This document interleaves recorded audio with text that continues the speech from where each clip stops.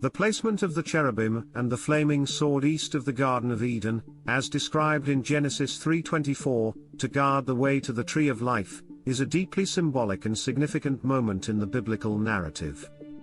This act follows the narrative of Adam and Eve's disobedience and their subsequent expulsion from Eden, signifying a profound moment of transition in the human-divine relationship and the unfolding of redemptive history. Here are several layers of its significance within the broader context of theology. 1. Symbol of judgment and mercy. The cherubim with the flaming sword represent both God's judgment upon sin and his mercy. 1. The judgment is evident in the prevention of access to the tree of life, which would have enabled Adam and Eve to live forever in their fallen state. 1. Mercy is shown in that this act prevents eternal separation from God, preserving the possibility of redemption and restoration. 2. God's holiness and human sinfulness. The presence of the cherubim, heavenly beings who serve and worship God, highlights the holiness of God and the gravity of sin. 2. Their role as guardians to the tree of life emphasizes the chasm sin creates between God and humanity, underlining the need for atonement and reconciliation. 3.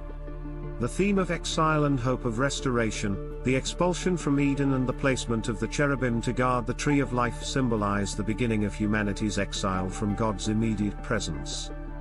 3. This theme of exile runs throughout the Bible, culminating in the hope of restoration and reconciliation through Jesus Christ. 3.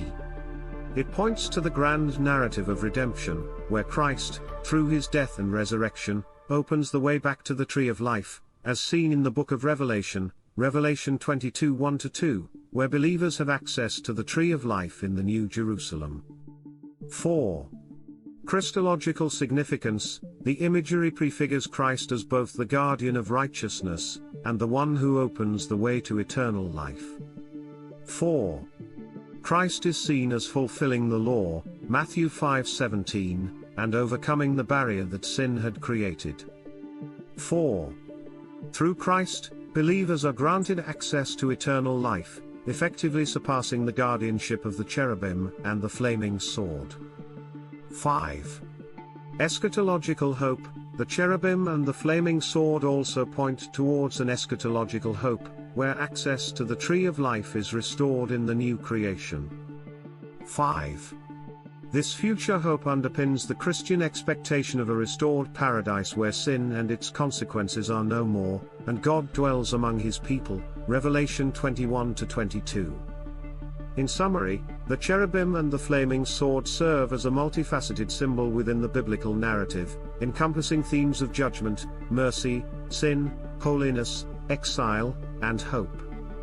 Their presence at the east of Eden after the fall underscores the need for a mediator between God and humanity, a role ultimately fulfilled in Jesus Christ, who reconciles believers to God and restores access to the tree of life, symbolizing eternal life and fellowship with God.